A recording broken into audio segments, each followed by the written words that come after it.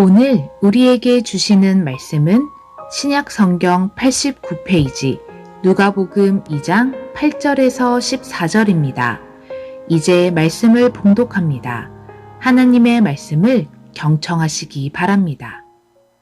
그 지역의 목자들이 밤에 밖에서 자기 양 떼를 지키더니 주의 사자가 곁에 서고 주의 영광이 그들을 두루 비추매 크게 무서워하는지라.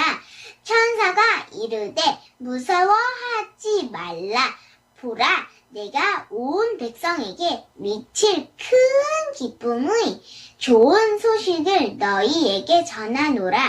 오늘 다윗의 동네에 너희를 위하여 구주가 나셨으니 곧 그리스도 주시니라.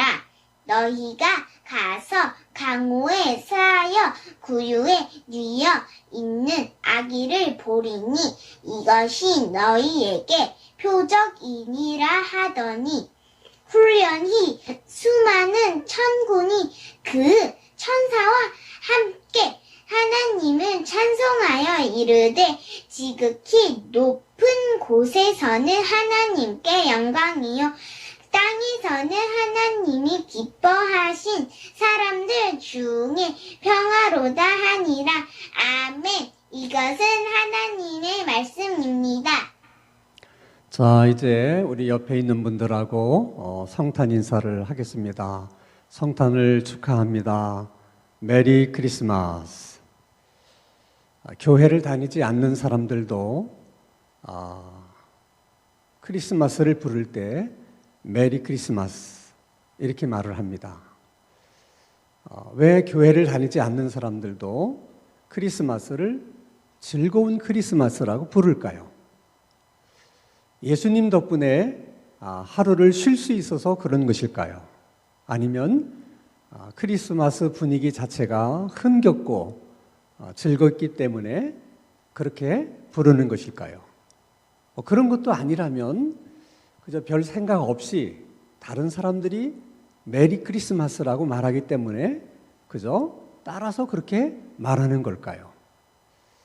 그렇다면 교회를 다니는 우리들은 왜 크리스마스를 메리 크리스마스, 즐거운 크리스마스라고 부르는 것입니까? 우리들도 교회를 다니지 않는 사람들과 같은 이유로 메리 크리스마스라고 부르고 있는 것은 아닙니까? 예수님께서 베들레헴 마구간에 탄생하셨을 때 들에서 양을 치는 목자들에게 천사들이 나타나서 이렇게 말합니다. 내가 너희에게 모든 백성들이 기뻐할 좋은 소식을 전하노라.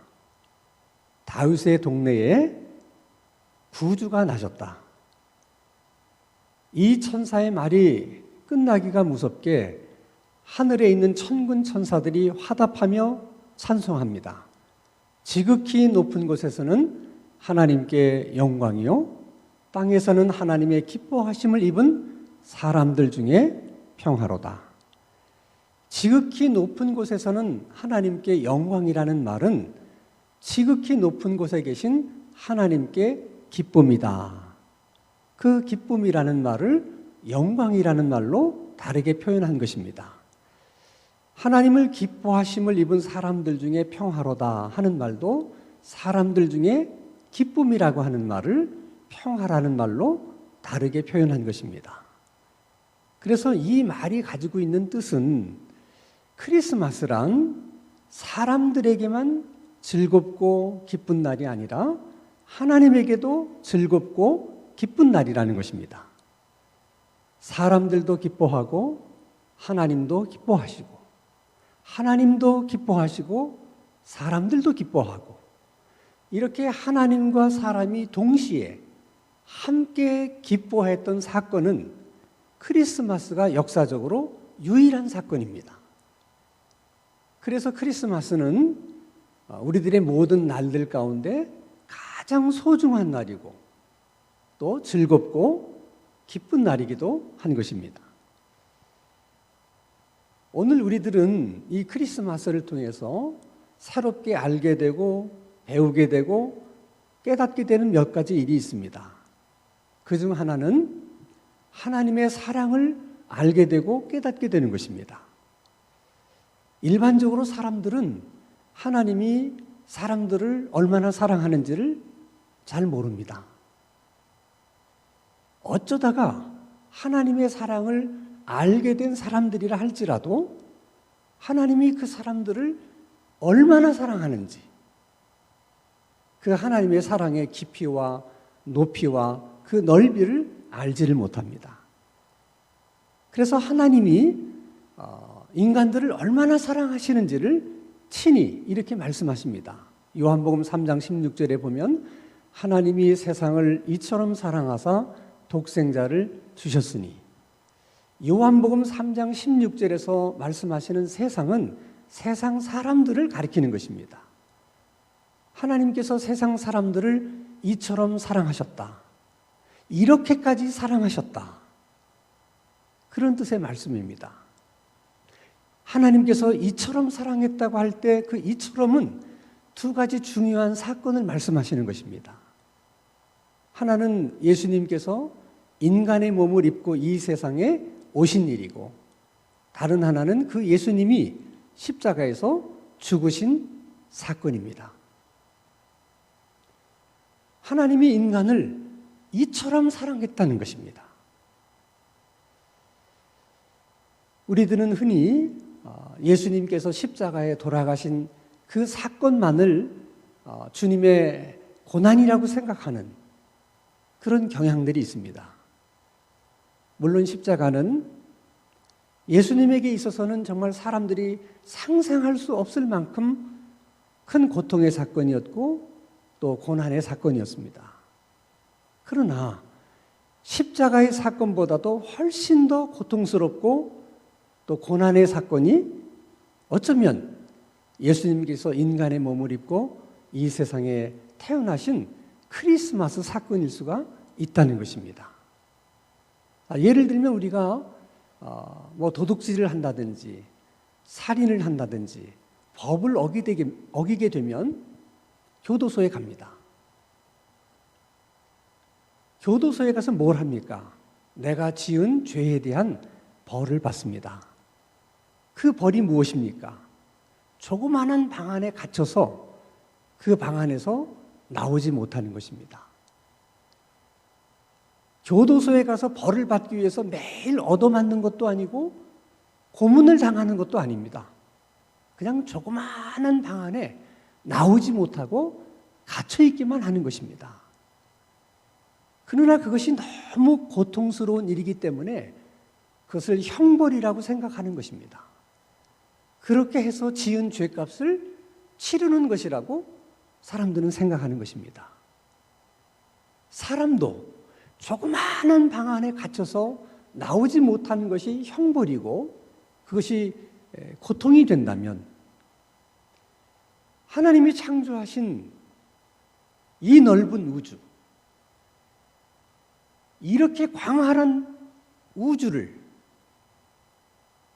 하나님을 품을 수 있겠습니까? 하나님께서 창조하신 이 우주가 아무리 넓다 한들 하나님을 담을 수 있겠습니까? 우주도 하나님을 담을 수 없을진데 그 하나님이, 그 무한하신 하나님이 인간의 몸을 입으셨다고 하는 것이 하나님의 입장에서는 얼마나 견디기 어려운 큰 고통이었겠습니까? 그래서 우리는 그 하나님의 사랑을 이해할 수 없는 것입니다. 왜 하나님이 그렇게 하셔야만 하는지, 왜 그럴 수밖에 없었는지 하나님은 한 가지로 말씀하십니다. 그렇게 내가 너희들을 사랑했다. 이처럼 내가 너희들을 사랑했다. 그래서 우리들은 이런 생각이 듭니다. 하나님이 우리를 굳이 그렇게까지 사랑할 필요가 있었을까? 우리를 사랑하신다면 그냥 말로 내가 너희들을 사랑한다, 그렇게 말씀하시기만 해도 충분할 것 같은데 굳이 그렇게 고통스러운 방법으로 우리를 사랑하시는 걸까? 여러분, 하나님의 말씀으로만 사랑한다는 그 말을 우리가 다 믿을 수 있고 다 받아들일 수 있었더라면 굳이 예수님께서 인간의 몸을 입고 이 땅에 오실 이유가 없었을 것입니다. 그러나 하나님은 천사를 통해서도 우리들에게 사랑한다는 말씀을 전했고 수도 없이 많은 선지자들을 계속해서 우리들에게 보내시면서 우리를 사랑하신다고 말씀하셨습니다. 그러나 아무도 그 사랑한다는 말을 듣지 않았고 믿지를 않았습니다. 아무리 하나님이 여러 번 반복해서 사랑한다고 말씀을 전했지만 인간이 듣지 않고 믿지 않았기 때문에 이제 더 이상 말로 하나님의 사랑을 말씀할 수 없어서 하나님께서 자신의 몸으로 자신의 사랑을 표현하시고 자신의 몸으로 우리를 사랑한다는 말씀을 하신 것입니다. 그래서 크리스마스란 아무 생각 없이 마냥 메리 크리스마스, 즐거운 크리스마스라고 말할 수는 없는 것입니다. 크리스마스 안에는 우리를 향한, 인간을 향한 하나님의 절절한 사랑이 담겨져 있는 것입니다. 우리는 이 크리스마스를 통해서 또 한 가지를 배우게 되는 것이 있습니다. 그것은 그 사랑을 입은 우리들은 어떻게 살아야 되는가 하는 것입니다. 영화 감독 가운데 스티븐 스필버그라고 하는 유명한 영화 감독이 있습니다. 그가 아주 좋은 영화 작품들을 많이 만들었는데 그중에 대표적인 작품이 라이언 일병 구하기라고 하는 작품입니다. 이 영화는 제2차 세계대전 당시에 있었던 노르망디 상륙작전을 배경으로 한 영화입니다. 2차 세계대전에 참전한 미군은 많은 전사자들을 배출하게 됩니다. 전사한 그 병사들을 각 가정에 통보해주는 일을 하던 미 행정부가 어느 날 아주 특이한 사실 하나를 발견하게 됐습니다. 그것은 한 가정에서 4명의 아들이 2차 대전에 참전했는데 3명이 전사를 했고 1명만 남아 있었습니다. 3번이나 그 가정에 전사 통지서를 전달했던 것입니다.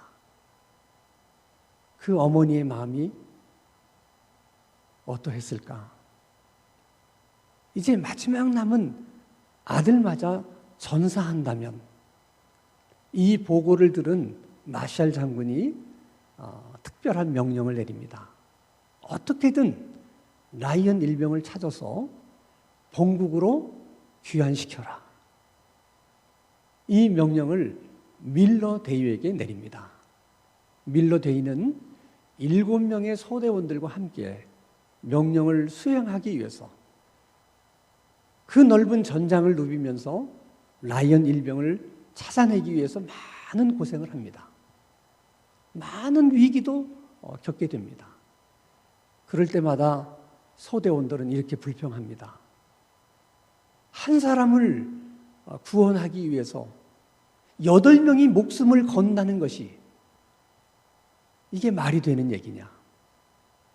어떻게 이런 명령을 내릴 수 있느냐? 그럴 때마다 밀러 대위는 아마도 라이언 일병은 우리가 구해야 할 만큼 그렇게 가치 있는 인물일 거야. 아마 우리가 구원해야만 할 정도로 아마 라이언 일병은 착한 사람일 거야. 그렇게 소대원들에게 설득을 합니다.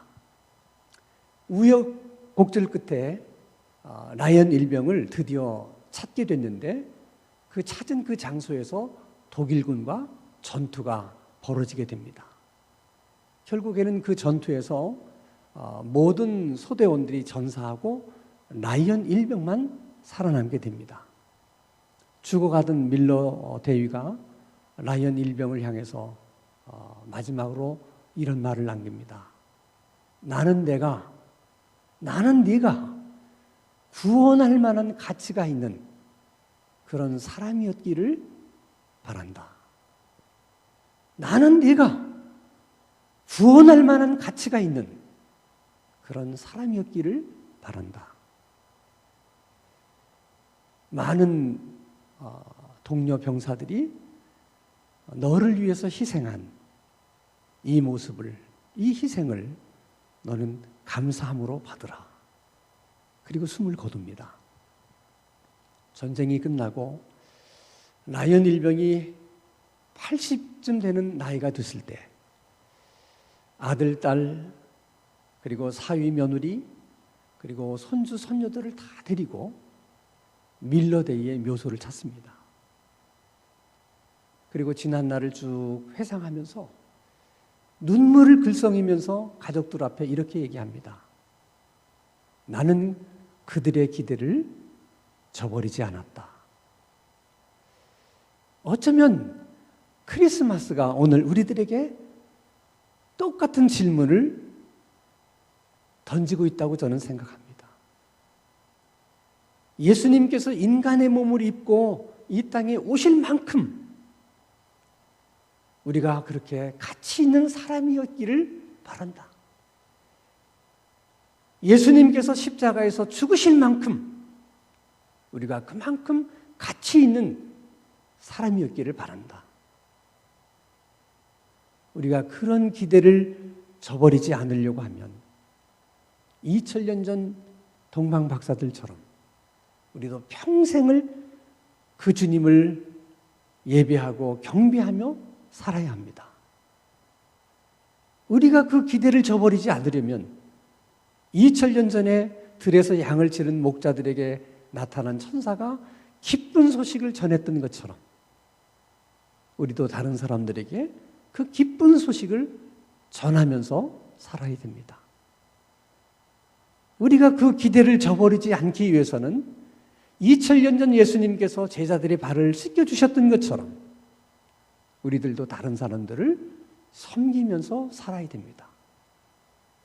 우리가 그렇게 살 때 지극히 높은 곳에서는 하나님께 영광이요. 이 땅에서 사는 우리들의 삶에는 기쁨과 평화가 있게 되는 것입니다.